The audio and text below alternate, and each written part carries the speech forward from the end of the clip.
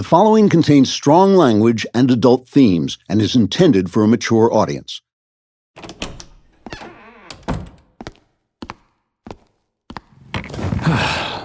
You ready to do the next installment? Yes. No. Tell me. Tell you what? The truth, Austin. Were they there at your speech? Was who there? Austin. You worry too much. Where were we? You went to hell.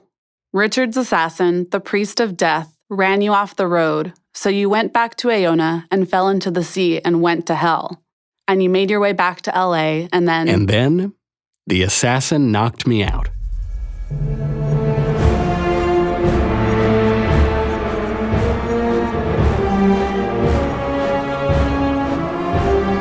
Another Kingdom, the final season. Written by me, Andrew Clavin. Performed by Michael Knowles. Episode 12, The Shallow Grave.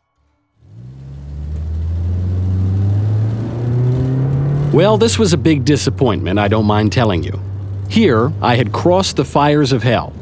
I had outwitted the serpent of cosmic destruction. I had solved the riddle of life and fought my way back from the very heart of deathly death. And what did I get for it? The next thing I knew, I woke up stuffed onto the floor of the black truck's cab, with my knees jammed up under my chin and my wrists bound tightly behind me. The pain in my head was like a shrieking madwoman trapped behind my eyes. Plus, the priest of death, that little shit, was sitting above me, behind the Ford's wheel, driving along jaunty jolly without a care in the world, even humming a happy tune beneath his breath. Every so often the bastard would sneer down at me, his eyes invisible behind his round black glasses. So all in all, yes, this whole thing was a tremendous anticlimax. If I was a lesser man, I would have felt sorry for myself. And I was. And I did. I groaned at the pain in my head. Shut up. I'm tired of listening to you. My head. I said, shut up. It won't last long. I'll put you out of your misery soon enough. I glared at him balefully, and I really hoped it hurt his feelings too. What are you gonna do if I don't shut up, asshole? Kill me? The effort of talking made my head throb all the more. I groaned again. He grinned his skullish grin. If you don't shut up, I'm going to bury you in an unmarked grave. If you do shut up, I'll do you a favor and blow your brains out first. He had amused himself with this apparently. He laughed a quiet laugh. Heh heh heh. His head bobbing up and down. The truck went over a bump in the road. I cried out as the jolt made the ache in my head flare through my entire body. That amused the assassin too. He laughed again. Heh heh heh. The whole situation was incredibly aggravating. And that's an understatement, believe me. I mean, really. You'd think after you conquered death itself, you'd level up somehow, you know? Like in a video game. You'd get some new superpower or something. The ability to move objects with your mind, something like that. As it was, I couldn't even string two thoughts together because the ache in my head was reverberating like a gong. So there I lay on the floor of the truck. Uncomfortable. Undignified. The whole event just one massive humiliation. And it probably wasn't going to end well either. More death. And this time, I had the feeling it would stick. Death was not always death in the 11 lands. But here in LA, you couldn't even come back from a flop picture, let alone a bullet to the head. The car jounced again. I cried out again. Shut up. If you're going to shoot me, why don't you just shoot me? What do we have to drive around for? He grinned down at me. I always prefer it when people disappear. You know? Once there's a body, it's a murder. Anyone might investigate. The police, the press. We own a lot of those bastards, but there's plenty of rogues out there still. One of them might go off the reservation and look around and come up with something. But when a guy just goes missing, who the hell knows what it is, right? Maybe he ran off. Maybe he has amnesia. Maybe he faked his death for insurance purposes. If there's no body, Even if someone does investigate, he'll just be making up stories, that's all. Conspiracy theories and whatnot. I shuddered. Obviously, he'd given this a lot of thought. And why shouldn't he? It was his profession. Executions like this were a regular occurrence to him. How many people had Orozco sent to their deaths this way? How many people had Richard sent to their deaths this way? And with our mom and dad's approval? If they'd done it my way the last time, there wouldn't be all this hoo-ha. Now, all this hoo-ha. It took me a moment to understand what he was saying, but then I did. Alexis, you mean? You mean if they'd done it your way with Alexis Merriweather? If they'd just made her disappear like you're going to do to me? He glanced at me, as if surprised I had heard him. Then he turned back to the road. Now there's all this hoo-ha. You're the one then. You killed her. You're the black figure Jane saw in the doorway. You drugged her and killed Alexis, and then had the cops set Jane up for it. And now you're going to kill Jane too and make it look like suicide. He shook his head bitterly. Big fancy plan. That was supposed to take care of it, close the case. But with all this hoo-ha, anyone might take a closer look. Anyone might investigate and come up with some crazy conspiracy theory. The truth, you mean? I told them she should just disappear. They wouldn't listen. All those big brains, too smart for a working stiff like me. Why did they do it? Why did Alexis have to die? What did she know? The answer occurred to me even as I asked. She was blackmailing Solomon Vine, wasn't she?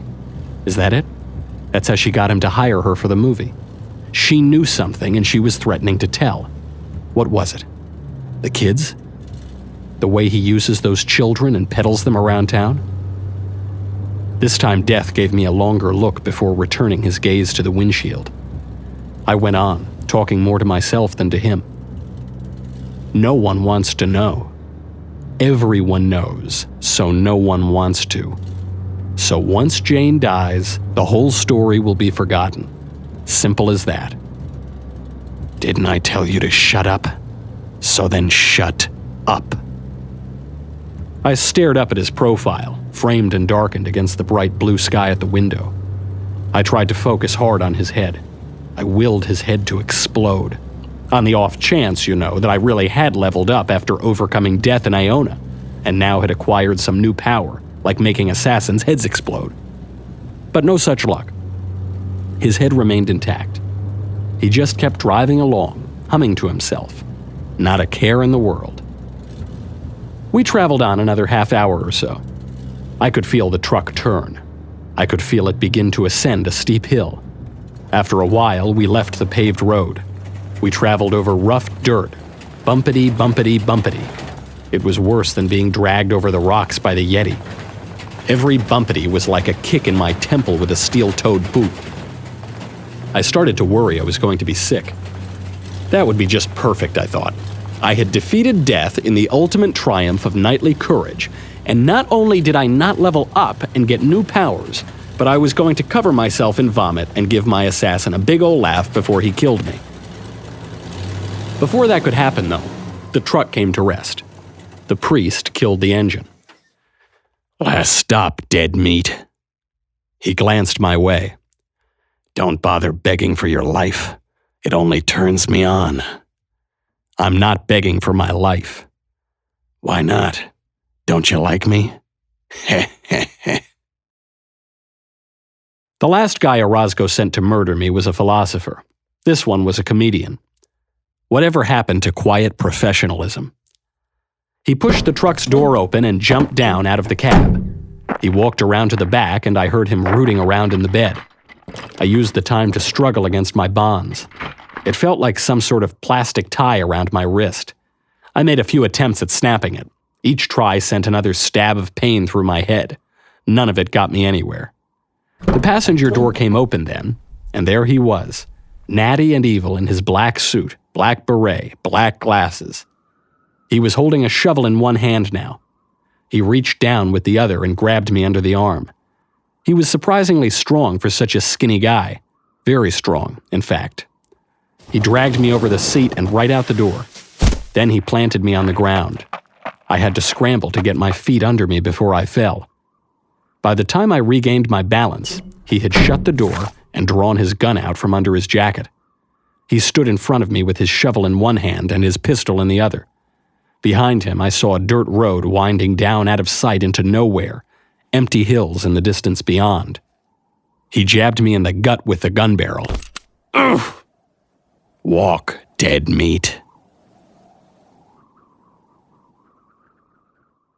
We'll get back to Another Kingdom in a minute, but first, if you're enjoying the final season, please make sure you go over to iTunes and like and review the show. It really does help. And if you want even more content from like-minded thinkers, check out dailywire.com, where you can listen to Ben Shapiro, Michael Knowles, Matt Walsh, and me talk about politics, culture, and pretty much anything else we deem worthy of discussing.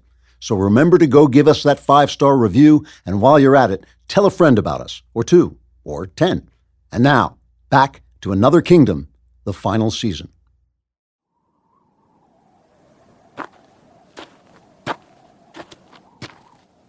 I started walking. The scene before me was shockingly beautiful. We were at the bottom of a slope of green grass. At the top of the slope was a deep stand of aspen trees. Their bark was snowy white. Their leaves were pastel green and yellow. The spring breeze moved through the branches with a mellow whisper. A mourning dove sang his doleful song. As we climbed the slope toward the little wood, I felt more sorrow than fear. But it was a deep sorrow. I didn't want to die. Not again. The descent into the hell beneath Aona seemed like a dream to me now, as my journeys to Galiana and the 11 lands so often seemed like dreams when I returned. But I remembered well enough the helpless grief of my body rotting, my substance dissolving. It made me want to weep with frustration to be marched toward that fate once again, with no hope of escape. We entered the woods. Despite my aching head, I could see full well that the light here was lovely, pale, and strangely golden. The leaves fluttered in the wind like butterfly wings. Goldfinches fluttered in the branches, cheeping happily like young girls in conversation. I could feel my heart clinging to the beauty of the place, to every last second of life. I knew this was the end of everything. Soon, too soon, the forest surrounded us, hid us. We were alone. No one would see me die here. No one would hear my body fall. The whisper of the wind and the chatter of the goldfinches and the mourning doves, haroo, hoo, hoo, were all the sounds there were. Then something dropped behind me with a clang. The shovel. Here. This is the place. I stopped. I looked around me at the golden light and the trembling leaves against the bright blue sky. I drank it all in. My burial place. Would he shoot me now? Would I hear the bang or just go out like a candle? But it didn't happen. Not yet. Instead, in the next second, I felt a tug at my wrists. The priest cut my hands free. Then, before I could react, he shoved his gun into my back, hard, so that I stumbled forward a few paces. Turn around, dead meat. Rubbing my wrists to get the blood flowing into my sleeping fingers, I turned to face my assassin. He swooped down and plucked the shovel up off the ground and tossed it at me. I caught it in a reflex. Dig your grave. He pointed to a spot in the grass. Right there. I cursed. I shook my head. I was disgusted by the indignity of it. I, who had fought my way across the lake of fire, forced by this skeevy putz to dig my own grave in the middle of nowhere. The priest of death read my mind.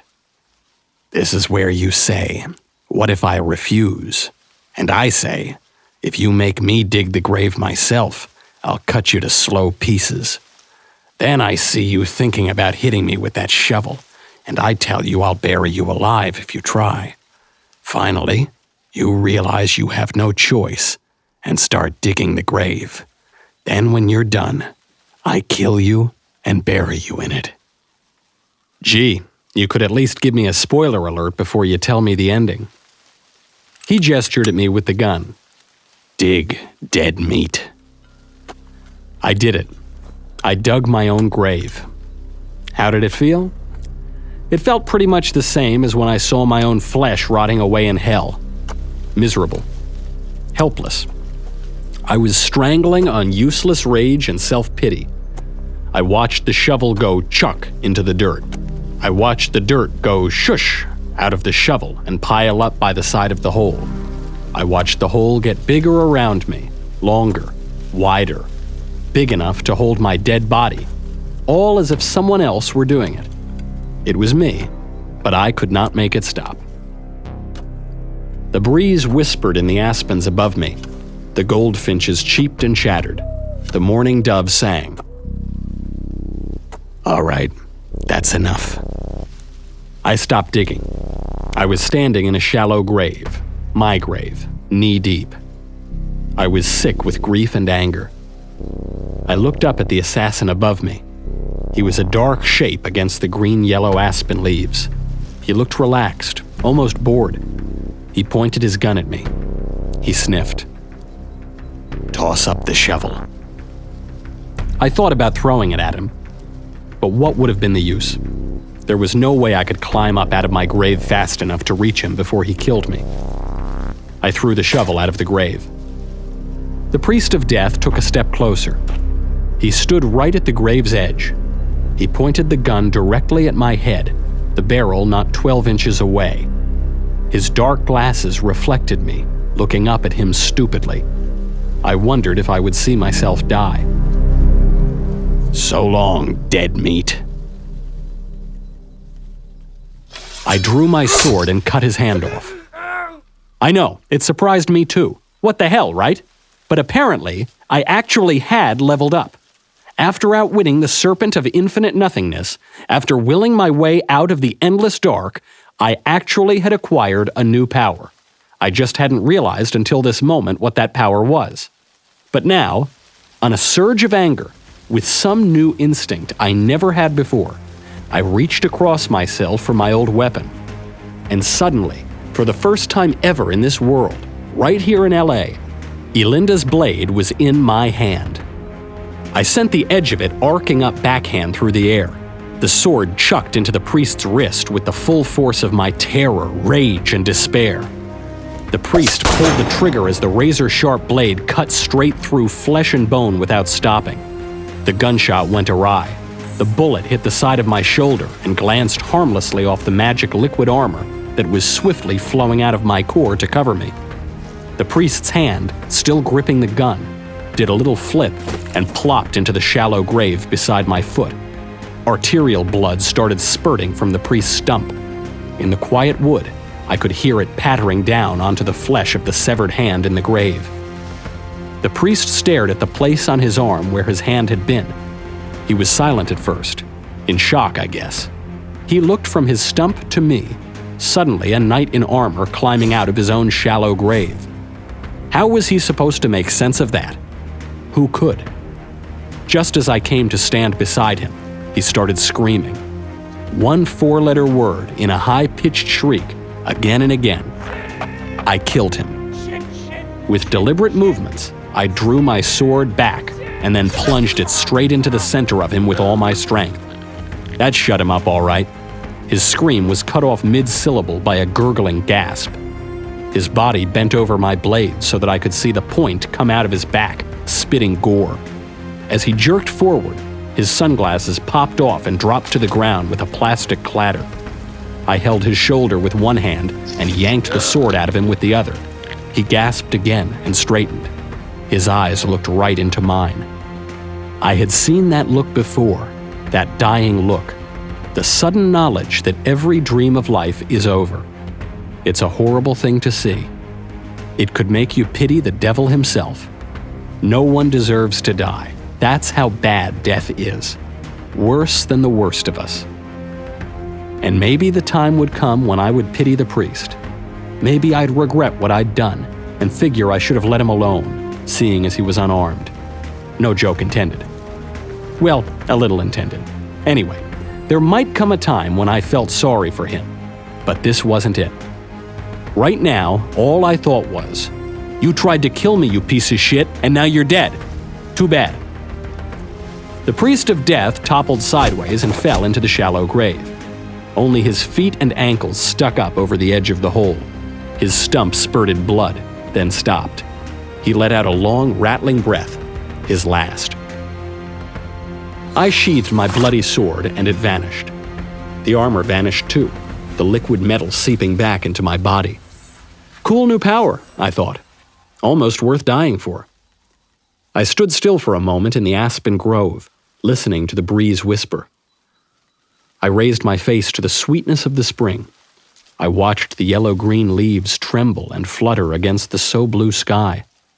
One of these days, I thought, I really had to learn to appreciate the beauty of every moment without having a gun stuck in my face.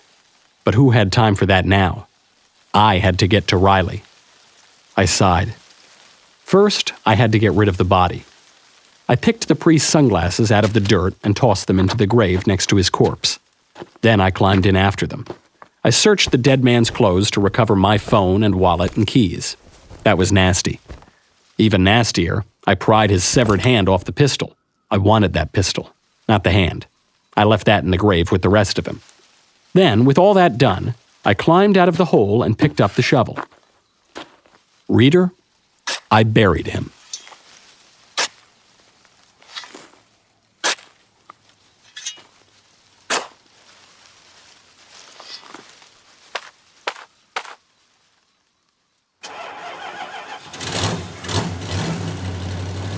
I borrowed the priest's truck.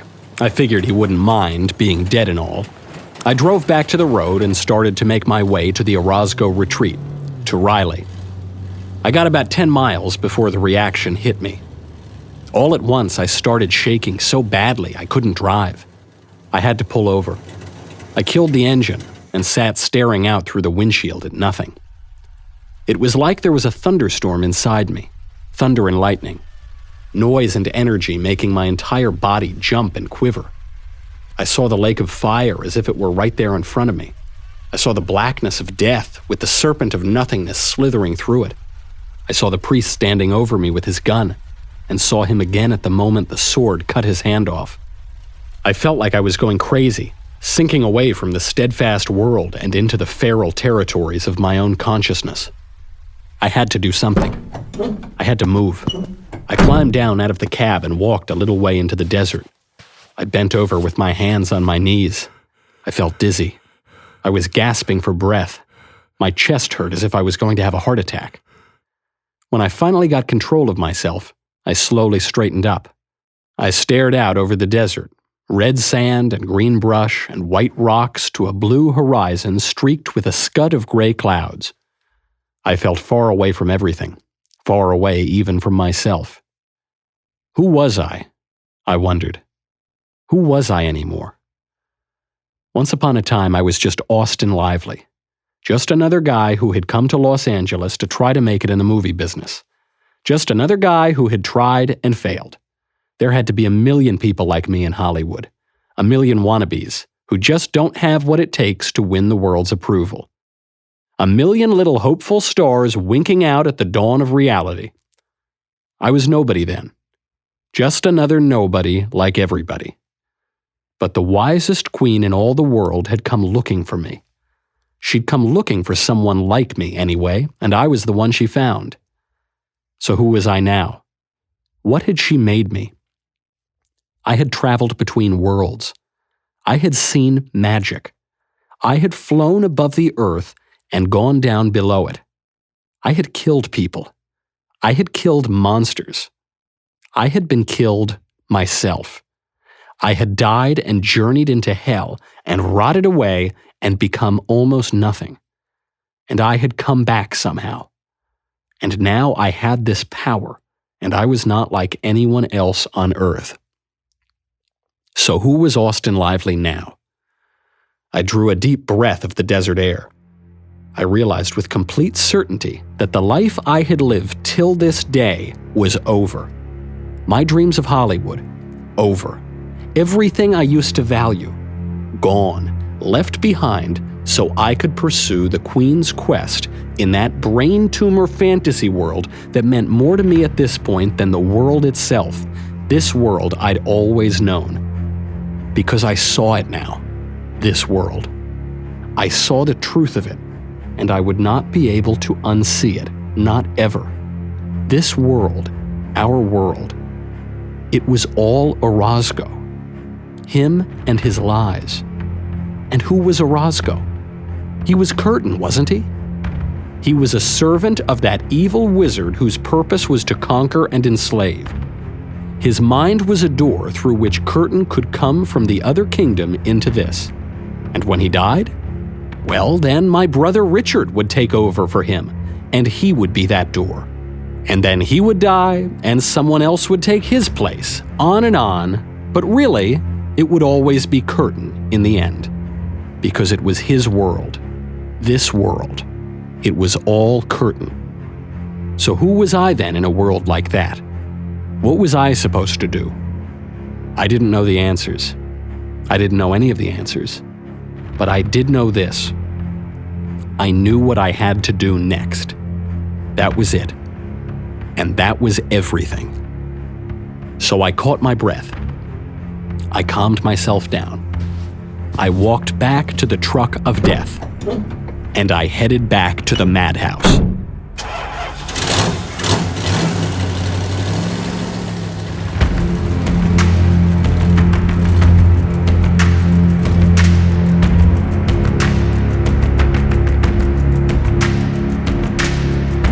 Another Kingdom, the final season. Written by me, Andrew Clavin. Performed by Michael Knowles. Voice work for the Secretary, Caitlin Maynard. Episode 12, The Shallow Grave, was directed by Jonathan Hay, produced by Austin Stevens, executive producer Jeremy Boring, supervising producer Mathis Glover, visuals by Anthony Gonzalez-Clark and P.K. Olson, audio, music, and sound design by Kyle Perrin, associate producer Katie Swinnerton, and the main theme is composed by Adrian Seeley. Another Kingdom, copyright Amalgamated Metaphor. Daily Wire production, copyright Daily Wire 2019.